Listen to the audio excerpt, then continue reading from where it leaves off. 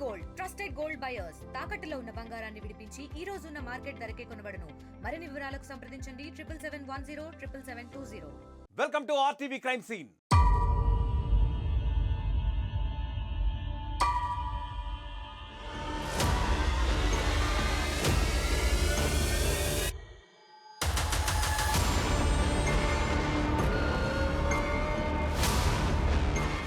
అదొక ఉమ్మడి కుటుంబం.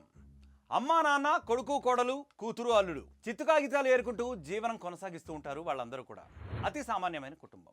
కొడుకుది ప్రేమ పెళ్లి. సంక్రాంతి పండుగ ఇటీవల జరిగింది కదా, ఆ పండగకి ఇల్లంతా అలికారు.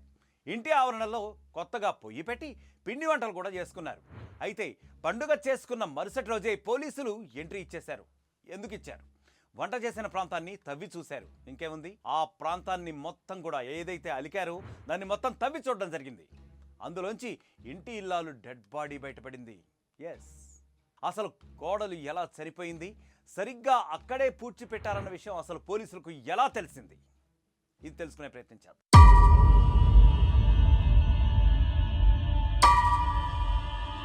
మహబూబ్నగర్ జిల్లా కేంద్రంలోని సిగ్నల్ కాలనీలో జరిగిన ఈ ఘటన ఒక్కసారిగా స్థానికులందరినీ కూడా ఉలిక్కి పడేలా చేసింది, నివ్వెరపోయేలా చేసింది. పాటి రాములు, లక్ష్మి, ఇంకా వారి కుమారుడు గోపి, కుమార్తె దుర్గా, అల్లుడు మహేందర్ సిగ్నల్ కాలనీకి చెందిన అంజయ్ ఇంట్లో 3 ఏళ్లుగా అద్దెకు నివాసం ఉంటున్నారు.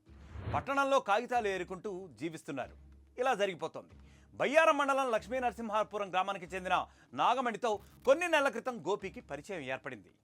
అప్పటికే వివాహమై 2 కుమారులున్న నాగమణి వారిని వదిలేసి గోపిని మళ్ళీ పెళ్లి చేసుకుంది. ఇక కోడలు ఇంటికి వచ్చినప్పటి నుంచి ఇంట్లో గొడవలు మొదలయ్యాయి. ఎందుకంటే వారి తల్లిదండ్రులకు కూడా ఇష్టం లేదు అతను ఉన్న కాపురాన్ని వదిలేసి ఈమెను పెళ్లి చేసుకోవడం.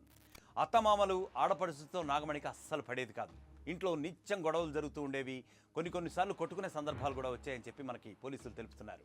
ఈ క్రమంలో నాగమణిని హత్య చేయాలని వారందరూ కూడా కలిసి ప్లాన్ వేశారు. భోగి పండుగ రోజు కూడా ఆ ఇంట్లో చాలా పెద్ద గొడవ జరిగింది. అయితే అదే రోజు రాత్రి నుంచి నాగమణి కనిపించలేదని స్థానికులు కూడా చెప్పడం జరిగింది. ఎందుకంటే వారు అప్పటికే గమనిస్తూ ఉన్నారు వీళ్ళందరి గొడవలు కూడా కొద్ది రోజుల నుంచి.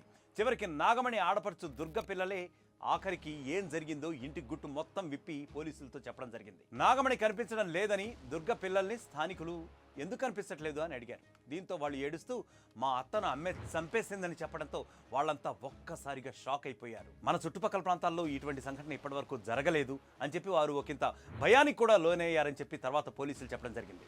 పైగా ఇంటి ఆవరణలోనే పూడ్చిపెట్టారని కూడా ఆ పొయ్యి పెట్టిన స్థలాన్ని చూపించారు ఆ పిల్లలు. దీంతో ఈ విషయానికి వెంటనే పోలీసులకు ఉప్పందించారు స్థానికుల ఫిర్యాదుతో పోలీసులు ఘటనా స్థలానికి వెంటనే చేరుకున్నారు. గొయ్యి పూడ్చిన చోట తవగా ఇంకేముంది, సదరు కోడలి మృతదేహం బయటపడింది. ఘటనా స్థలాన్ని ఎస్పీ తన సిబ్బందితో పరిశీలించడం జరిగింది.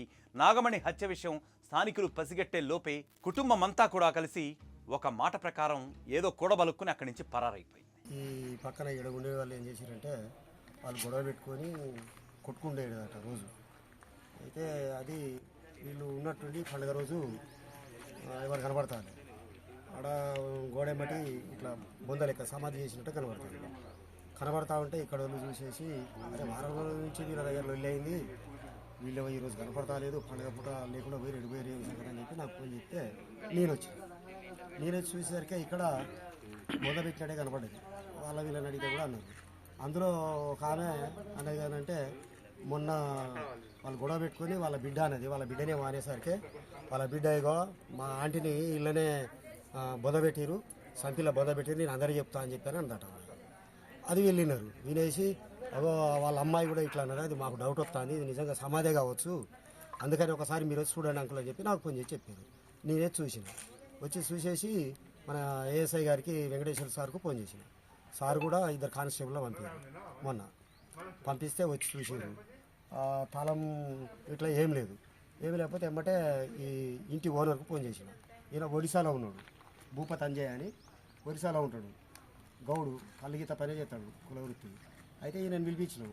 నిన్న చెప్తే నైట్ వచ్చేసి ఆయనతో సిఐ గారు అన్నారు, మరి ఆ చనిపోయిందని చెప్పానంటారు సార్ అంటే నువ్వు చూసినావు అన్నాడు. చూడలేదు సార్, మాకు చుట్టుపక్కల అమ్మాయి కూడా ఇట్లా అన్నదట, అందుకనంటే దరఖాస్తు ఇట్లా కదా రాసేది, ఒకవేళ వాళ్ళు వీళ్ళు అనుకుంటారు మాకు డౌట్ ఉన్నదని చెప్పి రాయి, వాళ్ళు పారిపోవడం వల్ల అది ఇంకా కాస్త మాకు డౌట్ అనిపిస్తుంది, వచ్చి మీరు ఒకసారి చూడండి అని చెప్పి ఓ దరఖాస్తు ఇవ్వమని చెప్పి ఆ దరఖాస్తు ఇప్పించారు.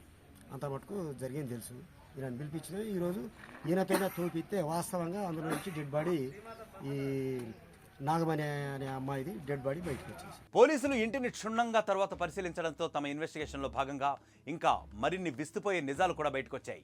కాగితాలు ఏరుకునే ముసుగులో వీళ్ళు దొంగతనాలకు కూడా పాల్పడుతున్నట్లు ఇన్నాళ్ళు కూడా గుర్తించారు.